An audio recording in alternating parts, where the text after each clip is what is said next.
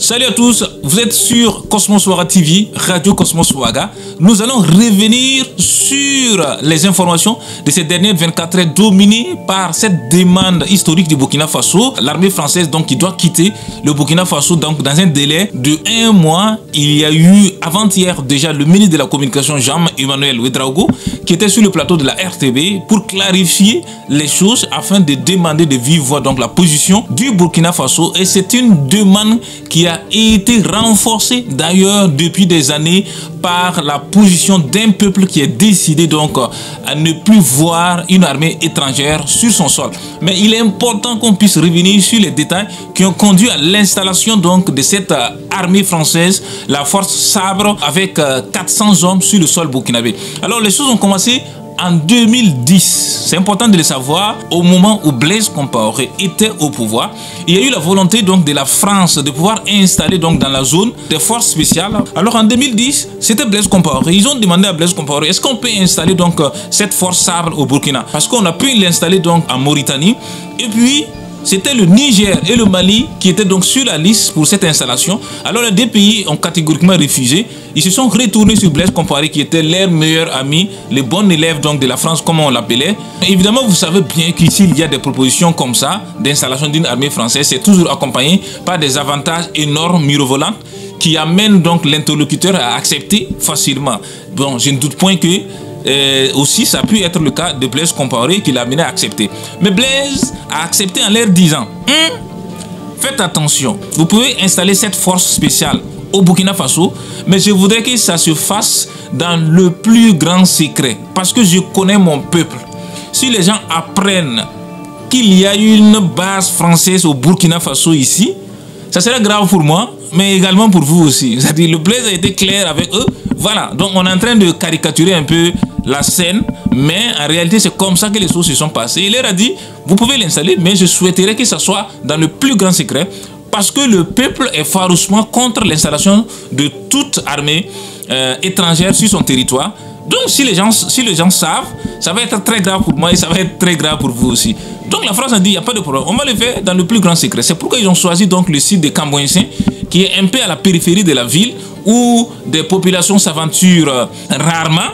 Alors, ils se sont installés là-bas, voilà, en toute quiétude, en toute sérénité, en se disant que, bon, les gens ne vont pas chercher jusque là-bas pour chercher à comprendre donc ce qui se passe. Évidemment, cet accord a été renouvelé en 2015 et en 2018 encore.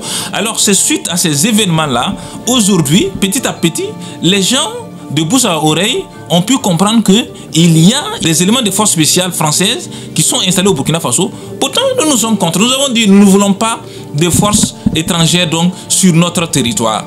Et il n'y a que récemment, je peux dire même peut-être en 2020, que les gens ont commencé à apprendre ça. Mais cette fois-ci, l'information est partie donc de la population à la base vers les intellectuels. Parce que même les journalistes, les élites, les intellectuels ont appris ça tard, qu'il y a réellement une force française installée au Burkina Faso ici. Parce qu'à l'époque, lorsqu'on demandait, même en 2013, 2014, lorsqu'on demandait à Blaise Compaoré, avant sa chute quoi, lorsqu'on lui demandait est-ce qu'il y a une force française au Burkina, les gens disaient, on se rappelle, les ministres à l'époque ont toujours nié, non, il n'y a pas de force française au Burkina, il n'y a que quelques soldats, voilà, qui viennent souvent de la Côte d'Ivoire, de Abidjan, pour des opérations spécifiques. Sinon, il n'y a pas de base installée au Burkina.